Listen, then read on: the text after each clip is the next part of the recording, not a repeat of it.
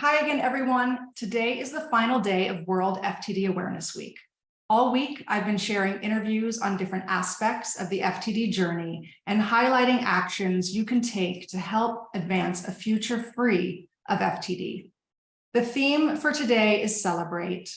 Today will be focused on honoring and remembering loved ones with FTD, as well as celebrating others who have been there for you on our own journey. By telling the stories of the people we're losing, of those we lost, and honoring others who have been so important to us, we take back that kind of agency from the traumatic experience of FTD. And in that spirit, I can't think of anyone better to speak with than with the women of Remember Me, Maria Kent Beers and Rachael Martinez. Maria and Rachael created the Remember Me podcast in 2020. More than 100 episodes later, they are doing so much to create FTD awareness and foster a spirit of community by sharing in-depth interviews that celebrate, honor, and remember people affected by FTD. Hi, ladies. I am so happy to have you guys here. Thank you for having us too. Oh my gosh, thank you. So I want to get into all of this with you. So tell us how you both met and the genesis of the Remember Me podcast. Rachael, I know you're going to point to me. Maria's always. I always do what we call like the elevator pitch. So it was 2020. Let me take you back. March 2020, the period of time when we were wiping down our groceries. And I was in a little apartment in Boston with my 2-year-old, and I was caregiving for my mom, who was living with FTD and ALS in her early 50s. And I just felt so alone. I felt like no one understood what I was going through. And then everybody in the world was kind of going through this grief of like the world shutting down. And I felt like even more alone because everyone was preoccupied with that. And I had already kind of been in my own darkness and loneliness for a while. And I thought, I need a project. I need something.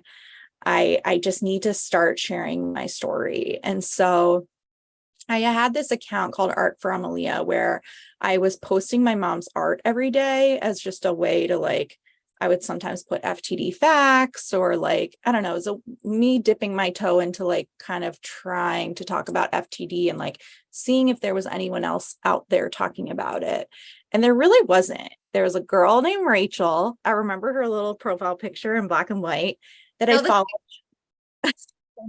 That I followed because she had a hashtag and FTD or frontotemporal dementia.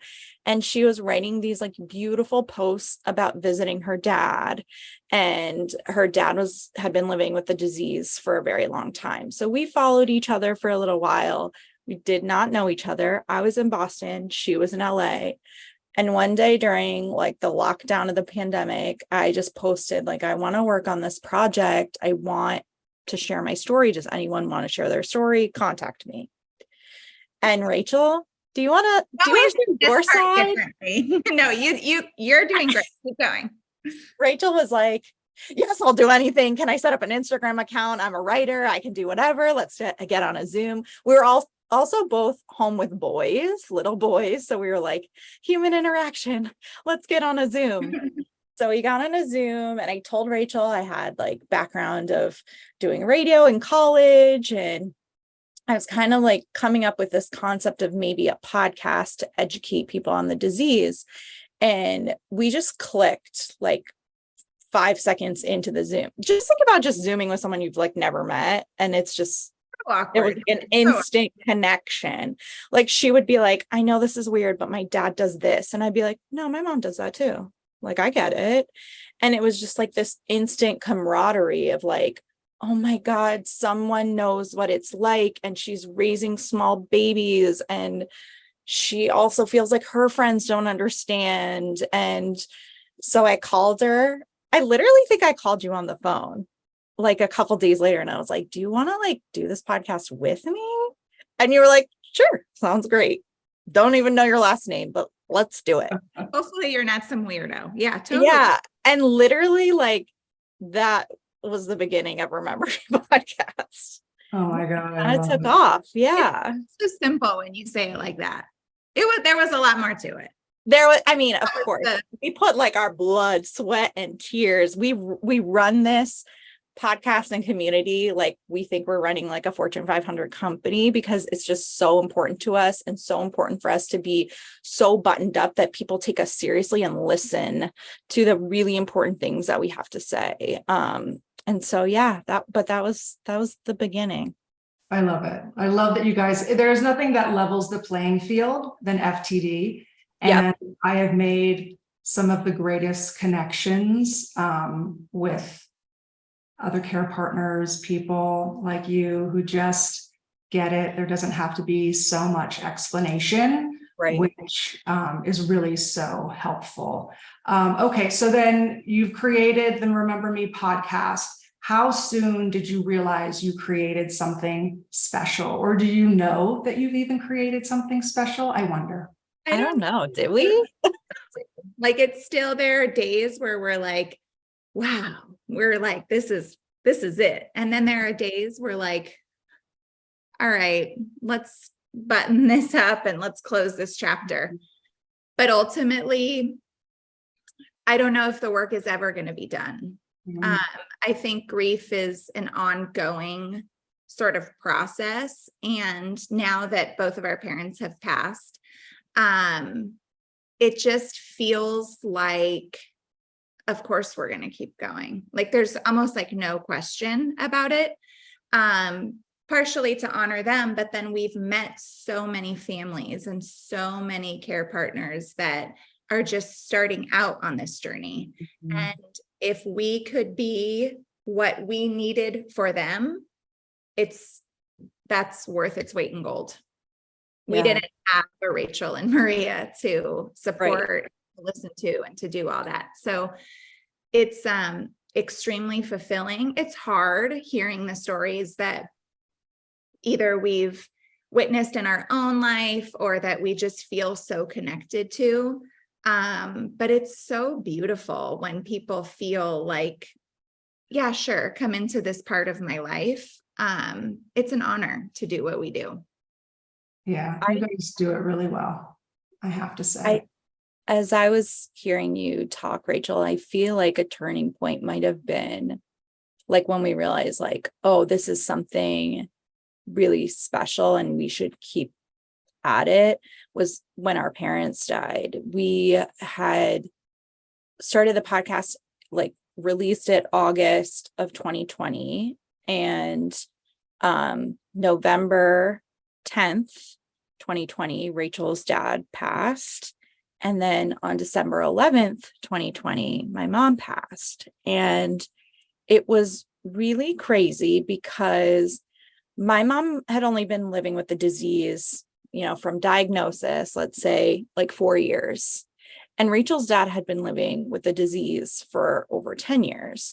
And the fact that like, then they passed almost 1 month to the day apart, it was crazy. Like, our grief journey began. I mean, the grief journey begins like at the like way before someone passes when they're living with FTD, but like our grief journey of their passing was like in step. And we were like, should we take a break from the podcast? And we took a break for, I don't know, maybe like 2 weeks. And then we got back on the mic and people were so connected to hearing us talk about the grief of it all. And I think it fueled us, but also like it helped in our trying to heal and process by continuing to do the work. And I feel like our audience grew when we really started getting into like the nitty-gritty of the grief of it all. Rachael, you said your dad was living with FTD for 10 years. Did he have a diagnosis in 2010? So yeah, he had, all those quote unquote weird behaviors for 2 years, probably prior from getting the official diagnosis. But it was pretty clear when we started all the tests that yes, in fact, it is FTD. And I speak about it openly. I donated his brain after his passing, and it was confirmed through autopsy. And receiving the diagnosis is so bittersweet because you're like, oh, that's why they're doing that. And that's why they don't have an interest in me anymore. And that's why they kind of like do these haywire behaviors. But at the end of his life, when I got, the packet in the mail, I'm like, this is just like he was robbed, he was robbed of the final years of his life. But I feel grateful and so privileged to be the person to walk him through those last couple of years. But yeah, he got the diagnosis. I hear stories of like, it took us 3 years. It took us 6 months. I think it's variable. But we're fortunate that we got the diagnosis earlier on so that we could prep for care and all that stuff. But yeah, 10 years plus. Long time, very long time. Okay, so can I ask how you celebrate the parents that you have lost to FTD today? That's an easy one. There's so many ways. Rachel, you can go ahead. So I'm very open with my kids in particular about who he was and who he was to me and how we carry pieces of him with us daily. I find it more comforting to talk about him than to not talk about him. So I celebrate him with my own family. But then, there's this podcast that I participate in. That's like a pretty big celebration of my dad. And actually not our motto, what would you call it? Our slogan Our thing is, accept the good. And that was my dad's. He would tell me that probably once a day growing up because I was an only child and just sort of a little loony. So I would have complaints about something or I wouldn't like something. And he would always tell me, just accept the good. There's still good here, even though X, Y, or Z is happening. So I can't tell you what it does when I see people saying like, oh, I did this accept the good challenge, or they tag us in something about accepting the good. I'm like, my dad's words that he couldn't speak at the end of his life are still living on. So that type of celebration is like better than any surprise party I've ever had. It's the best. It really is. I didn't know that's where accept the good comes from. And I love hearing that story. So sweet. Frankie. It's all Frankie. Our parents, like, the more that we have gotten to know each other, and like, obviously we talk about our parents all the time, like our parents were very similar people. They were actually like quite humble, very, always looking out for other people, but the kind of people that were doing good work behind the scenes and nobody knew some of the things that they would do for others. So we always joke that they would be like, come on, girls, this for us? Yeah, they're up there chit-chatting. Oh, look at that.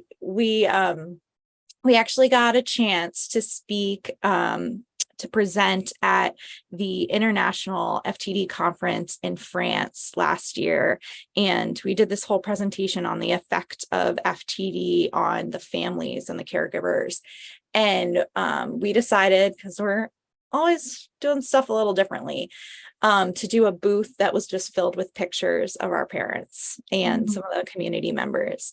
And it was crazy. People would come up to our booth and they'd be like, that's Frankie, that's Leah. And they would be like talking about the stories of our parents. And it's like, that is a beautiful celebration that these people that never met them know their hearts, like know their stories, like connect with them, like know them by name. Like it's so like the like heart of this podcast is to remember people for who they were before this awfulness. Because one thing that people do not understand about FTD is that it literally robs people of who they truly are. They develop odd behaviors, or they can no longer speak, or if they were an artist, they can no longer paint. So like, we always end every podcast with remembering people for before all of this. And I feel like through this journey and like this work, we've been able to remember our parents for who they were before, because it's very hard when you're caregiving every day and you're seeing this different version affected by FTD. Like sometimes it's hard to remember, what they were like before. And so I think like that's the best way to celebrate them, is like, let's talk about like who they really truly are, like not what FTD kind of turned them into. Mhm. That is how I celebrate my mom, talking about her. I mean, my son, we do a lot of art together. My mom was an artist. That's one way. I just feel like even just being a mom, like growing throughout motherhood, like I celebrate her by like thinking about the things that she did with me, and then, doing that with Liam. I still like kind of hear her voice in my head. I know that sounds crazy, but like, you know what I mean? Like situations come up and she's still with me, because I think about, okay, this is what she did with me. And my mom was someone that she always just had a way, similar to Frankie, of just like finding beauty in the small things in life and just taking a breath and like going outside and going on adventures. And like, I love seeing like you going on your hikes in the farmer's market and stuff, because like, that's like the good stuff, that's going to fill you back up when you're dealing with the trenches of this disease every day, Yeah, I do. Okay, so describe some of the most moving things you've heard through your podcast and what you've learned along the way that's helped you in your own journeys. So one thing that stands out that someone said once that I know people will relate to if they're on this FTD journey is this young girl. She actually came on anonymously because she was speaking about her experience with genetic testing. But she was very young when her mom was diagnosed. And she said, I don't know where my mom ends and the FTD begins. And I was like, whoa, because people change so much throughout this disease that there is a gray area sometimes of like, was that my mom? Like, because I think we all go through this period sometimes of like, oh, it's just a midlife crisis, or oh, it's depression, or oh, it's this. And it's like, it turns out to be FTD, but sometimes there's a gray area of like, did they do that because of this? So that is just a young person saying something that I was like, oh my gosh, I don't know where my mom ends and the disease begins. Like, I don't know, because so many people take so long to get a diagnosis. Like, it's hard to pinpoint when did they change? But one thing, and then I'll let Rachel talk, sorry. One thing that really helped was, it was I think our third or fourth episode. We have a friend that came on the podcast, internet friend, that we've also followed. Her name is Lauren, and she has a page with her sister called the Sister Project. They talk a lot about their mom, June. And she told the story on our podcast in detail of like the last hours of her mom's life and how they cared for her, and how they almost like had like a living wake where like neighbors were there and they were all like around her bedside. And like, it was so detailed and so beautiful the way that she said it, that then this was before my mom passed, then when my mom was passing, I was remembering the things that Lauren said about her experience with June. And it was comforting to me. Like, okay, somebody kind of gave me some idea of what this is going to look like and what it might feel like. And it helped me more than she'll ever know. So those are two things that have really stuck out, but we have over 100 episodes, so there's a lot. Rach, did I give you a chance to think of yours? I mean, I feel like this whole journey, I'm a big believer in like, okay, everything happens for a reason. And I try to find out like, okay, so we got accepted to ISFTD. What's the reason? Like, what's behind it? Who's up there like pulling the puppet master strings? And I just feel like this has taught me I am an able-bodied human being who knows how to make lemonade from lemons. And every day I have a choice to keep fighting for my dad and for all the people affected, or I have the choice to be like, actually, this is too hard. I don't want to do it. So I've learned in myself that I can be brave, even though things are really scary. And I can still love without being afraid that something's going to happen to my loved one, or I can be vulnerable and be okay with that. I'm an only child, so I don't have siblings to like bounce any of this off of. I think that's another reason. I know, Maria, you do have siblings, but I feel like that's another reason why we connected so much. So that is one piece. Another piece is, I can't tell you what it feels like when somebody is expressing this grief of losing a loved one, and then we switch and we talk about who this person was before FTD. These people that are sharing this part of their person, their face lights up. We get goosebumps half the time. Like, it is so beautiful to listen to how people love. And I don't think as a society we take time to do that anymore. We're always on to the next thing, or social media, or kids. Like, it's just, we live in just a fast-paced world. I feel like this space, Remember Me, it's a soft spot, and it's a place where people feel safe. And that is so special to both Maria and I can't even, it's like anytime, it's like a big celebration. We have a subscription part of our website called Remembers Only, and there are about 50 members in there. And when we get together people via Zoom, I mean, one day we will get together in person. It's like you're in a room full of like-minded people who just get it. Yeah. And that type of connection is missing, I think, in so many different facets of life. But it's this journey has taught me more about myself, more about how I want to leave this world whenever that time comes.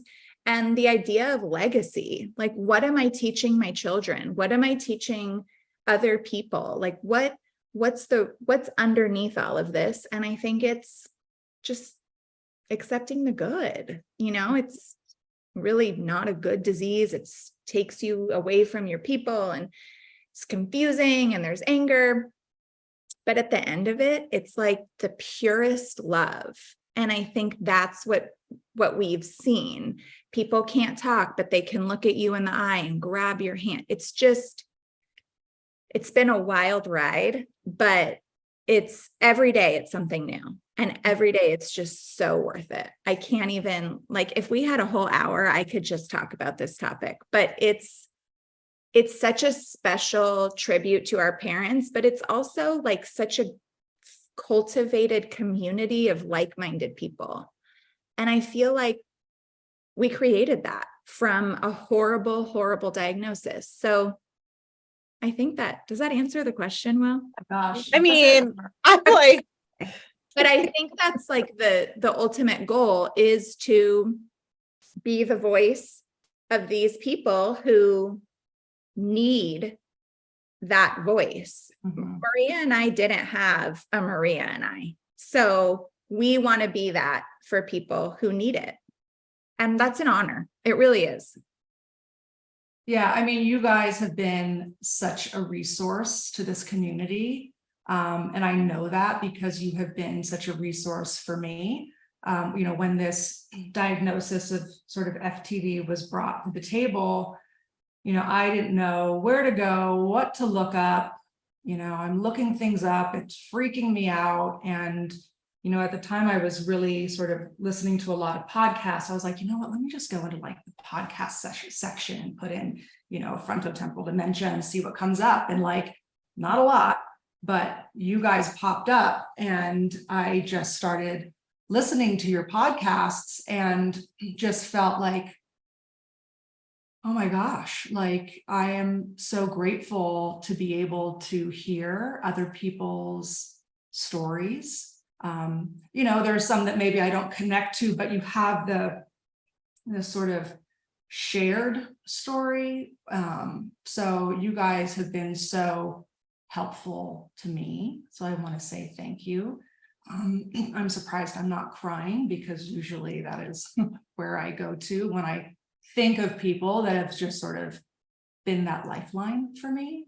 But in saying that, what do you think your overall impact, what do you think and hope that your overall impact will have with your podcast and what you guys are doing? Maria, I know, I can see you. I know. No, I'm waiting for you. If I could have like a crystal ball and know, like, okay, in 10 years, I can look back and see what this did.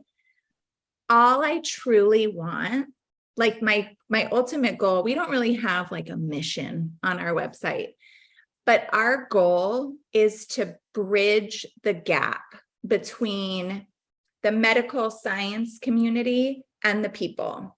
Because when you're listening to these people or you're looking things up on Google and you're like, what does that mean? We want to be that liaison. We want to make this journey as comfortable and as full of connection and as beautiful as possible. And if somebody were to have told me, like, go and visit as much as you can and go and let him bang on the piano and do all the things, that I'd be like, please stop doing that. I wish I would have known that I could enjoy the chaos a little bit more. I don't have to be, a robot and go in and wipe the drool. I could enjoy him. I want that to be our impact, is you can enjoy this. It could be really hard and really scary and so sad, but if you can take all of that out, he's still your person. He's still in there. And our impact is hoping that you see that earlier than we did. I also think it's important, just personally, like, God forbid something happens to me one day in terms of FTD, I want my kids to know that I fought like this, in hopes that I'm teaching them, like, if there's something you believe in, you fight for it. So that's personally side note, but the impact my dad had on me is something that I want to leave on this earth somehow. And what better way to memorialize him and to memorialize everybody that has walked this journey than to listen to their letters at the end of the podcast, than to hear the trials and the tribulations, but also the beauty alongside it. Like, there's nothing like being with somebody telling a story like that. It's so impactful. Right, Maria? Do you agree? Said. I agree 1,000%. Yes. Thank you. We know that it's a terrible, terrible, horrible experience, but we want to see what we can do to just make it a little bit easier and just make people really, at the end of the day, just feel like they're not alone. Totally. Okay, so you guys are embarking on a tour that I want to hear about for World FTD Awareness Week. So please tell me about this multi-city tour that you guys are on. One of our wacky ideas. Let me start by saying, I don't know, we were in San Francisco together. I think it's clear that we don't live in the same area. Maria's on the East Coast, I live on the West Coast. We were up in San Francisco participating in a research study. And we were saying, Maria was like, we have to go do this one thing. And I'm like, oh, okay. So I'm following her and she's like, here we go. Haven't you seen people on the streets? I'm like, what? Really? No. So she was telling me about this man it's a TV show, or maybe it's a YouTube. I don't know what it is now. It was on YouTube and now then it turned into a show. Yeah. Have you seen it, Emma? Billy I on the don't Street? know.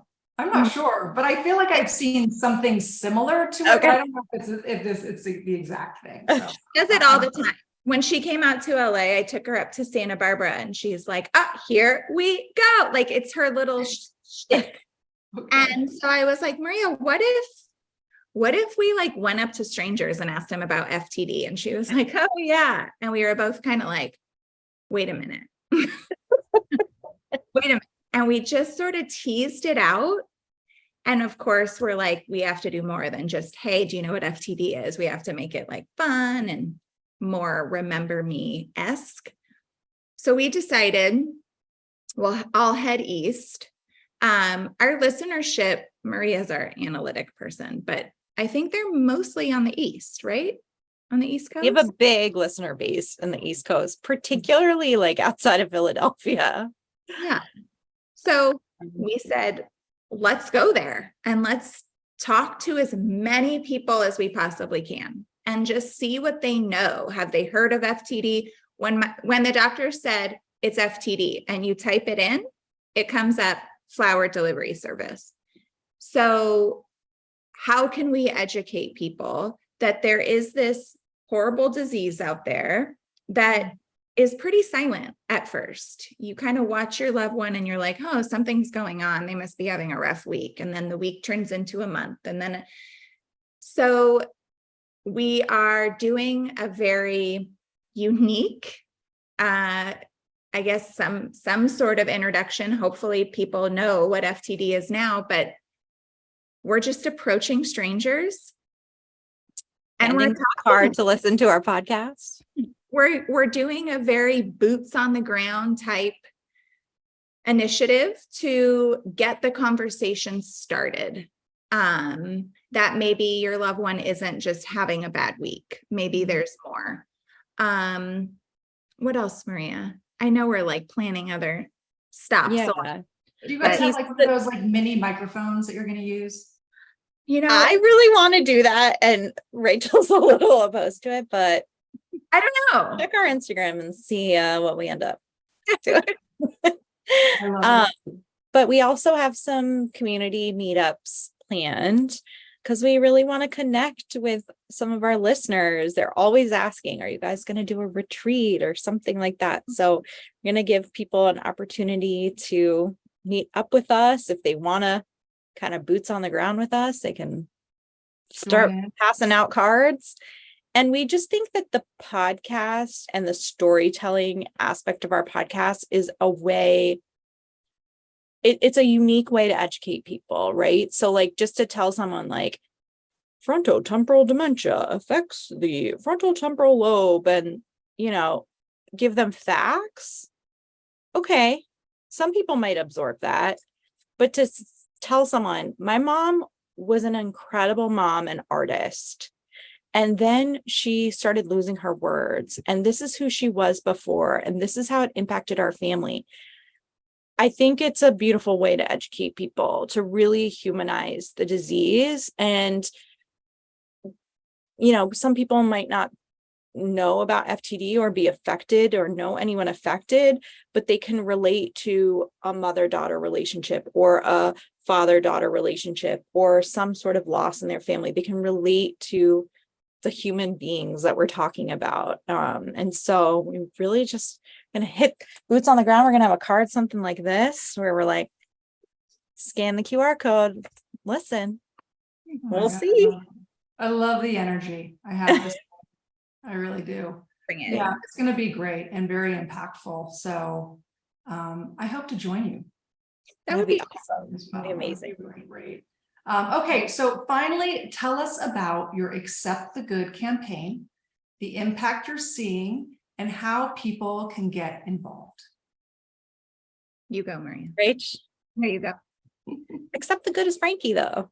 Okay, so my dad's birthday was July 15th. So the whole month of July, we had this idea that we're going to do this challenge where you take a piece of your day, you photograph it, and you tag us. And that piece of your day is the glimmer of hope. It's the light. It's the good. And seeing these people figure out, even if they've had a horrible day, figure out how to find the good in it was a slice of humble pie. Like Maria and I were Blown away. that people were so involved and so able to find the good if they tried. And some of them were like a picture of ice cream. I mean, here I am eating my ice cream at the park. That's my accept the good for the day. And it's it's the best. And we wanted, part of it was to honor my dad. And then the other part was like trying to show the care partners and just people in general, if you look for something, you're gonna find it. So if you're only looking for the bad and how hard it is, and it's so That's sad, easy to find. that's so easy to find. But if you take that effort and you put it towards something good, you're going to find it. And it may not look like what you think it's going to look like. So we thought it was successful.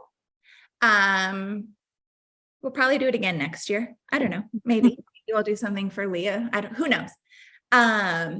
But it was a great challenge. People kind of came out of the woodwork, and it was really great to see people taking time for themselves too. You know, I know when I was caring for my dad, it was a full-time job. If I'm not helping him do this, then I'm planning for a doctor's visit, or it's just, you're constantly doing something. And I have never liked when the flight attendants make you stop what you're doing and pay attention, and they're doing all the masks and the exit. And before we leave, we have to, but if you do not put your mask on first, there's no way you're going to be able to caregive or to support or to take a minute for your friend. You need to get both feet on the ground, and then you can give a little bit more. So it was a great challenge for us. And I think the people that participated liked it too. Yeah. What I'm going to do now is that we're going to get into the calls to action for the last day of World FTD Awareness Week. And like we said, today we are celebrating. So this is the call to action. If you are or have been a caregiver to someone with FTD, share a story on social media or share it with another loved one that captures who they were, how they showed up for you, and what it meant to you. Okay, so I just said, if you have an FTD story, you're going to share. If you don't have a connection to FTD, honor or remember someone lost to dementia or any other disease, and share a memory that captures what they meant to you. So this is where your Accept the Good CTA comes into play. What do you got? So share a photo of your loved one, something you love to do. You can hashtag it Accept the Good and tag Remember Me. Or as Emma said, you can accept the good of a little moment of your day where you're taking time for yourself. And you could celebrate yourself too. You could celebrate yourself as a care partner. You could celebrate yourself as a daughter, as a wife. You are doing the hard things, and that deserves to be celebrated too. It really does. You guys, thank you so much for closing this World FTD Awareness Week out. I appreciate all that you do. I see all that you're doing, and we're so grateful to you guys. So thank you. Thanks, Emma.